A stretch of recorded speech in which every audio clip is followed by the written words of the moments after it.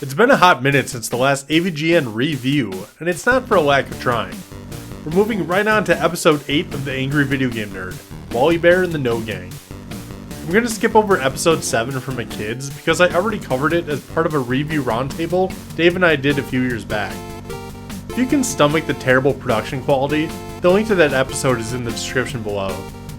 For anyone that doesn't feel like watching, McKids was a solid 3 out of 5 star game. The AVGN episode for it sucks as well, but it's generally regarded as a very average Mario 3 clone. I believe that episode had the debut of the famous AVGN song intro by Kyle Justin. Anyway, let's talk about the AVGN review of Wally Bear and the No Gang. Honestly, there's very little to say about this episode. The nerd cracks some jokes about the stupid cartridge that encases the game. You know the ones. You can find these unlicensed games in a variety of colors, from black to blue to green to, well, diarrhea green. Most of these games are god-awful, and we'll review another one the next time as well. Other than that, there are just a few jokes about the music, gameplay, and the 80s anti-drug movement. It only gets to like the 3rd level of the game before the entire review is over. All in all, it's probably the worst AVGN episode there is, clocking in just over 3 minutes long. So what the hell is Wally Bear, and how bad is this game? Let's find out. Wally Bear is a hip, backwards cap, skateboarding bear mascot used sporadically in the early 90s to teach kids about the dangers of drugs, alcohol, and strangers. I wonder if this is where The Simpsons got the inspiration for Poochie. There's apparently a fan club you could sign up for to get all sorts of rad Wally Bear swag, along with a hotline that's listed in the game's title screen, that you could call into to get tips on dealing with substance abuse. This hotline has since been discontinued since 2007. Less than a year after the AVGN episode was released. Now, to this day, it's a phone sex hotline. I didn't even realize those still existed. What a strange transformation to say the least. The entire point of the game is to get Wally Bear to Uncle Gary Grizzly's party pad before dark. Who thought it was a good idea to deck his entire house out with cherry wallpaper? But yeah, that's it. That's all you have to do. Wally Bear has his trusty skateboard and off he goes. Right away, it feels like this game is going to be one of the most brain-dead, easy games of all time. All you have to do is hold right and jump over some obstacles and dodge a few enemies. The graphics are bright and colorful, and the music seemingly whimsical and good-natured. You can collect power-ups such as frisbees to throw or skateboards to go faster. When you get hit, you lose one random power-up. One super annoying thing, and I swear to God it's in like every single Nintendo game, are these damn birds. Their patterns are so random and annoying to deal with sometimes. You can duck to avoid them completely, but it slows the game down to a crawl. It's almost better just to outrun them. At the end of each level is a little cutscene where Wally Bear meets a member of the No Gang, and they give him a somewhat depressing tidbit of information. When you reach the train station, for example, Billy Bunny tells Wally that Ricky Rat is trying to recruit your boy, Toby Turtle, to join his gang, and that Toby would have to, well, take some pills in order to do so. That's pretty whack. What follows is a stage so barren of anything that you can literally beat it with your eyes closed. Again, at this point you'd be thinking this is the easiest game of all time. I would like to know who these sponsors are supposed to be though. Shockwave, AGCI, and Crossbow? Throw the answer in the comments below if you know. At the end of the subway train, Wally Bear meets up with Toby and tells him that taking drugs is stupid, and that if somebody doesn't like you because you say no, he's not your friend, and that it's okay to be yourself. Honestly, this is all like pretty solid advice. I really didn't expect this kind of hard-hitting truth when it comes to a Nintendo game. The middle few levels is just more of the same until you get to the ghetto.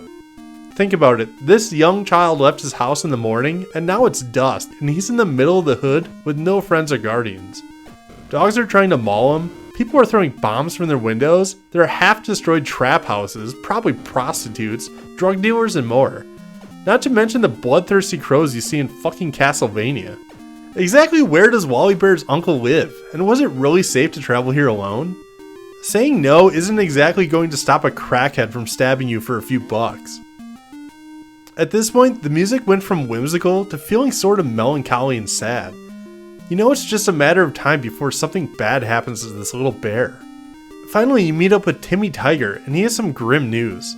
Larry Lizard has been drinking, and he is about to get in the car and drive off.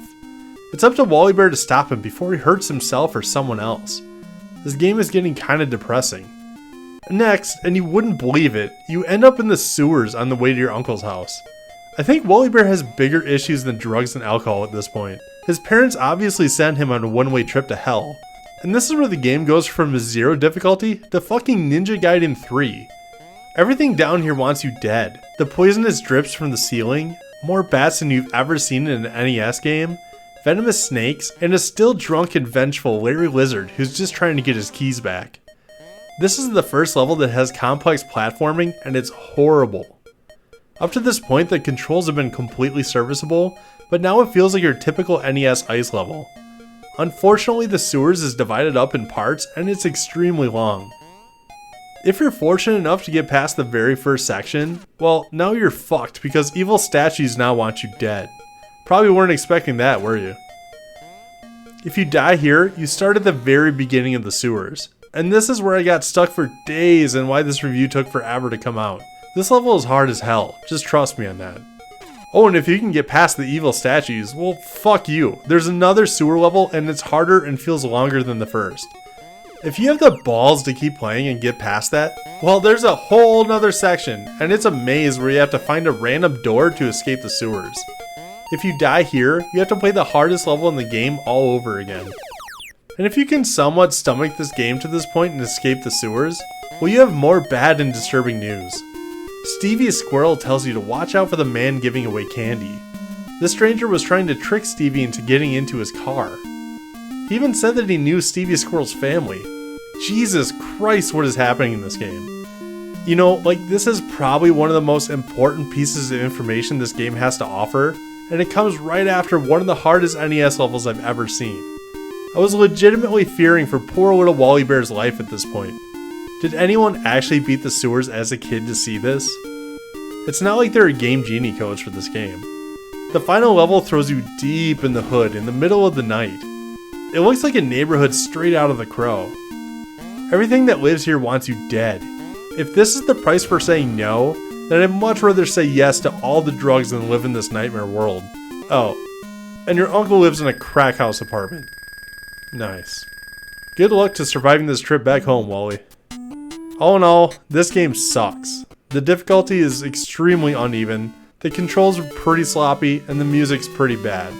The messages that Wally Bear and the No Gang are trying to deliver are actually very important and correct even in the 2020s, but they're hidden behind some of the hardest end levels I've ever seen in a Nintendo game.